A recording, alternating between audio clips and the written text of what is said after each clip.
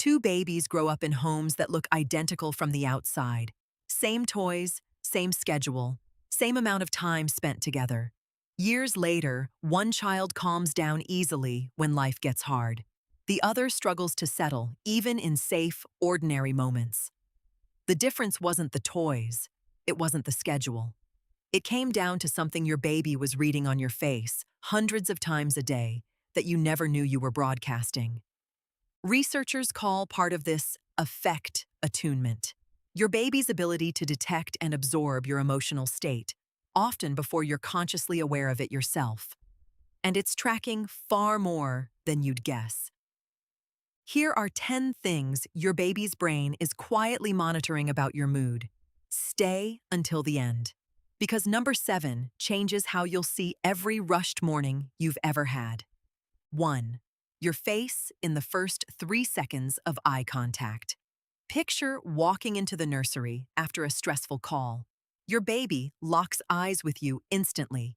Dr. Edward Tronick's famous still face experiment at the University of Massachusetts, Boston, filmed infants interacting with a responsive parent, then a suddenly blank-faced one. Babies protested fast, reaching, vocalizing, trying to restore connection, showing they read faces as information, not decoration. One flat morning face doesn't undo your relationship. This is awareness, not another thing to get right. 2. The rhythm of your voice, not just your words. Dr. Beatrice Beebe at Columbia University used frame-by-frame video analysis of mother-infant interactions and found babies sync their own vocal rhythms to a caregiver's tone within milliseconds. A tense, clipped voice registers even if your words are gentle.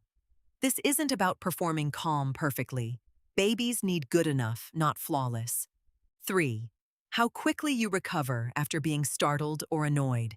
It's not the flash of frustration that matters. Every parent has one. It's the return to warmth afterward. 4. Your breathing pace when you hold them. Infants pressed against a calm chest regulate their own heart rate faster. This is basic physiological co-regulation, well documented in developmental science.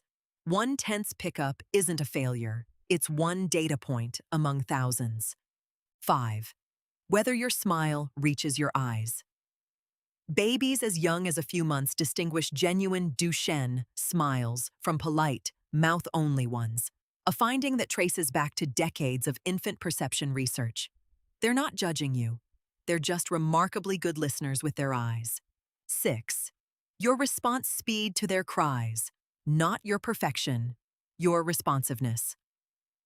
Dr. Mary Ainsworth's attachment research showed that babies of caregivers who responded reasonably, not instantly, not flawlessly, developed the most secure attachment patterns.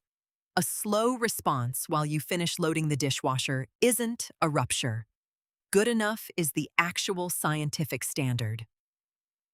7.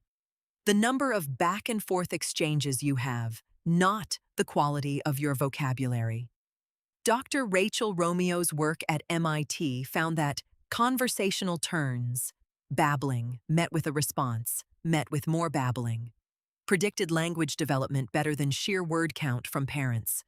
You don't need to narrate your whole day. A few real exchanges beat a monologue. 8. Your body tension when you're distracted. Babies notice a stiff shoulder or a held breath during a stressful scroll through your phone. This isn't about banning your phone.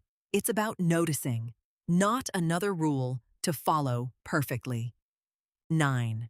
Whether your mood shifts are explained or sudden, predictability, more than positivity, is what infants' nervous systems key into. 10. The warmth in your touch after a hard moment, the repair, not the rupture. Harvard's Center on the Developing Child has described this repair process as one of the most protective factors in early development. It's not the absence of stress that builds resilience. It's the return to safety afterward. So what do you actually do with all this? It comes down to 3 simple moves. First, notice the mismatch. Just a beat of awareness. I'm smiling, but my shoulders are up around my ears. That's it. Second, narrate the repair out loud, even to a baby who can't understand words yet. Mommy got frustrated. I'm okay now. We're okay. The tone lands even when the meaning doesn't. Third, return to eye contact before moving on. Not a long moment. Just enough for your baby's nervous system to register. We're back. That's the whole framework. Notice, narrate, return. Here's what's worth remembering. No app, no baby genius, flashcard set, no milestone tracking subscription can do any of this. A screen cannot read the tension in your jaw and choose to soften. A tracking app cannot notice your baby's cry pattern shift and respond with the specific warmth only a familiar voice carries.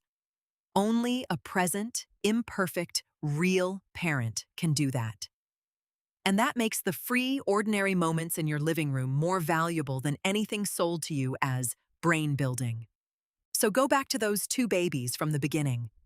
The one who grew up calm wasn't raised by a parent who never got tense, never had a flat morning, never snapped once.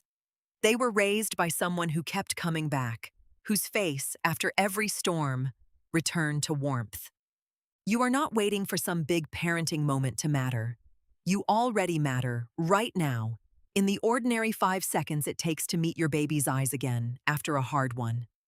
That returning gaze is being written into your child's sense of safety before they ever have words for it. If this changed how you think about your own face, your own voice, your own everyday moments, consider subscribing.